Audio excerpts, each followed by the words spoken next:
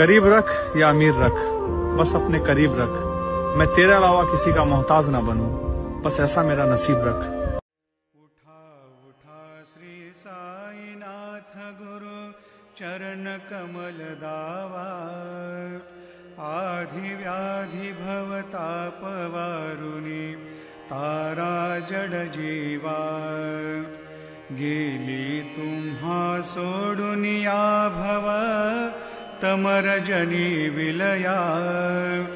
परिही अज्ञानासे तुमचे भूलवियोग माया। शक्तीन आम्हा यत्किंचितहि तिजला साराया। तुम्हीच ते सारुनि दावा मुख जनताराया।